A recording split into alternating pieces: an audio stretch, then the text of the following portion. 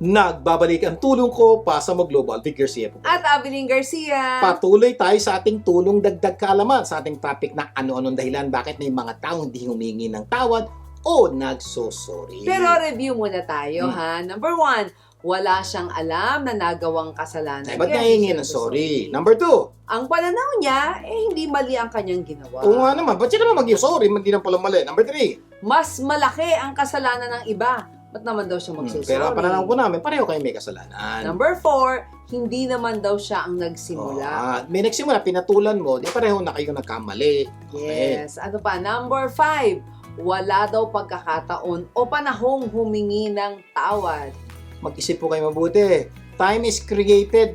Huwag po kayo maghanap ng oras. Lagyan niyo po ng oras ng mga bagay na ito dahil importante po ito sa buhay. Sabi nga ni Lao Tzu, di ba? To say I don't have time is to say I don't want to. Yan. At number 6, Chicks, okay. natatakot sa pwedeng Ayan, may mangyari mga kapag pagkakataon. siya ay humingi ng patawad. Totoo po yan. May mga pagkakataon po yung takot ang nakakapigil para gawin yung dapat gawin. Yes. Sandaan natin, thinking will not overcome fear but action will. Number 7, Nahihiyang humingi ng tawad. totoo rin po yan. Kaya talaga po kung nahihiya kayo sa nagawa nyo, humingi na kayo ng tawad kasi mas nakakahiya pag hindi kayo humingi ng tawad sa inyong pagkakamali. Yes. Number 8, ito na. Mataas ang pride. Yan.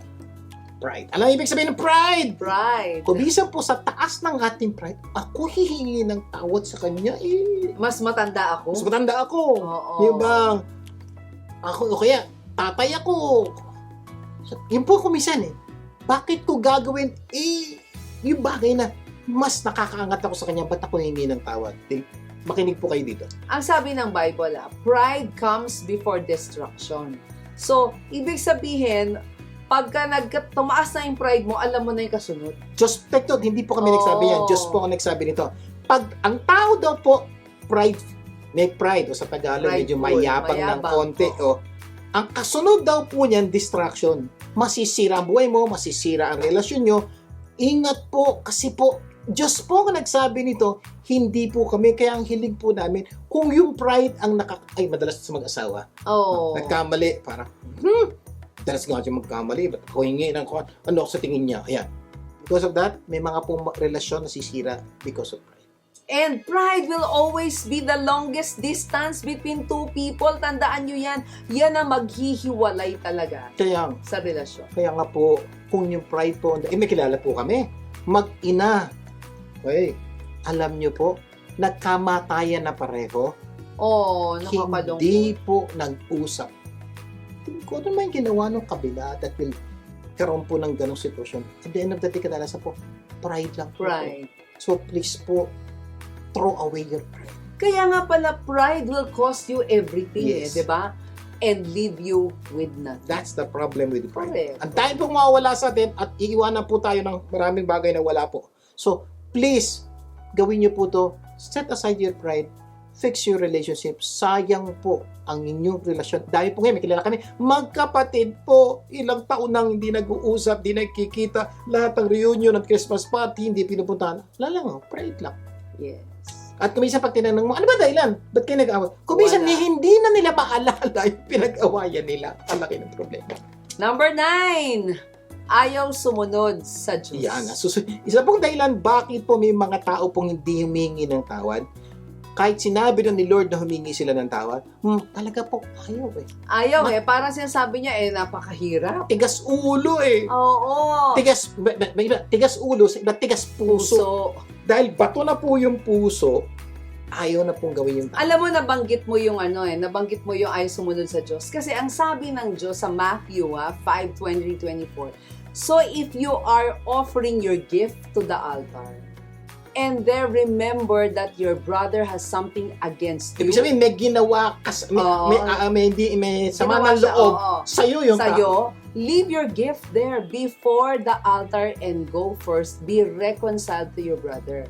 And then, come and offer your gift. So, Diyos po nagsabi Ibang niya, klase, diba? kung meron daw po kayo kasamaan ng loob, puntahan mo muna, ayusin mo, hindi ka ng sorry. Oo. Kasi po yung regalo mo o yung Kay offering Lord, mo kay Lord, yes. baliwala pag ginawa mo yun. So, please, kung gusto niyo po talagang maganda, maayos ang relasyon natin sa Diyos, sundin po natin siya. humingi po tayo ng tawad sa mga kasalanang nagawa natin. Kung nagawa natin. Kung hindi man natin nagawa, pero sumama ang loob niya sa nagawa mo, humingi po ng tawad tayo doon sa taong yun dahil na-offend natin yung taong yun. So, gawin po natin. Sabi ng isa nating televiewer, sabi niya, paano humingi na ako ng tawad? Hindi ako pinatawad. Problema niya na yun. Hindi mo po. Pero ikaw, ginawa mo na yung tama. Yeah. Sabi ng Proverbs 28:13, whoever conceals his transgressions will not prosper, but he who confesses and forsakes them will obtain mercy. Yeah, isipin niyo buti, baka isa sa mga dahilan kaya hindi po naaayos ang ating buhay, may connection po sa hindi po tayo humingi ng patawad sa mga taong dapat nating hingan ng tawad. Kasi po, ulitin ko po, Diyos po ang nagsabi nun. Pag tinatakpan, tinatago, kinakalimutan natin kasalanan natin, may problema po yan. Kaya, nako, humingi na ng tawad. Number 10, hindi alam ang benepisyo ng paghingi ng pagpapatawad. Alam niyo po, meron palang reward. May reward pa, benefits and reward. Benefits. Isa sa malaking dahilan po bakit may mga tao pong hindi humingi ng tawad. Kasi hindi nila nauunawaan ang laki po pala ng benepisyo at napakarami palang rewards ang paghingi ng tawad.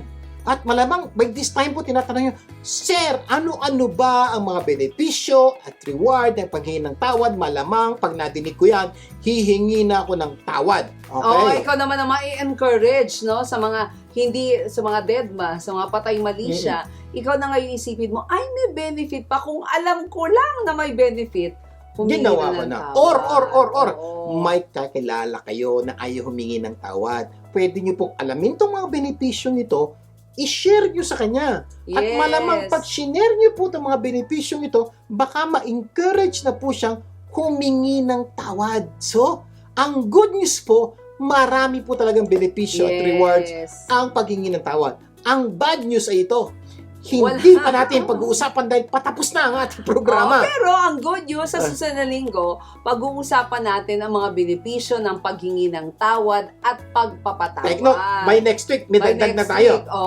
Paghingi ng tawad at pagpapatawad. Pareho po yung may benefits. Kaya po, siguraduhin yung manood sa susunod na linggo sa programang ito dahil napakaganda ating pag-uusapan. At ang hiling po namin, imbitahin niyo yung mga kaibigan niyo, kamag-anak niyo, sino mang importante sa inyo, magsama po tayo, pag-aralan, pag-usapan, para mapagandang relasyon. At the end of the day po, kaya po natin ginagawa natin, gusto po natin maayos ang relasyon ng ating mga pamilya, kapatid, kapuso, lahat po ng mga kapatid. Kasi po, ang hirap po mabuhay pag sira ang ating relasyon. Kaya napakaganda, no? Week after week, nagiging vitamins po natin ang tulong ko Pasa Mo Global. Sana marami kayong natutunan sa aming mga pinag-usapan at next week, as promised po, napakaganda ng ating pag-uusapan kaya siguraduhin yung kompleto ang inyong buong pamilya. At syempre, ito'y tunay na magpapaganda ng inyong buhay. At ng mahal nyo sa buhay. Okay, closing prayer muna tayo. Ang mga nasa langit, maraming po salamat sa panahon ito na binigay niyo kayong pagkakataon na pag-usapan na matuto kaming humingi ng tawad at ito po ang iyong kalooban. At ang dalangin lang po namin sa lahat ng nanonood ng programang ito na kailangan humingi ng tawad. Bigyan niyo po sila ng grasya, Panginoon, na gawin ito now na. Pagpalain niyo po lahat ng Pilipino saan mang sulok ng mundo. Lahat ay didalangin namin sa pangalan ni Jesus. Amen and amen. Laging tandaan, kung ano man ang naitulong sa inyo ng programang ito, ipasa mo naman sa iba. Imbitahin niyo po ang inyong mga kapamilya na tumutok sa programang ito sa susunod nating pagsasama. At sama-sama nating pagandahin ang ating buhay. At ng mga mahal natin sa buhay. Ako po ang inyong kapamilya, Vic Garcia. Ako lang po si Avelyn Garcia. Laging tandaan, sa tulong ko Pasa Mo Global, gaganda ang mundo. Tulong ko, pasa mo, gaganda ang mundo.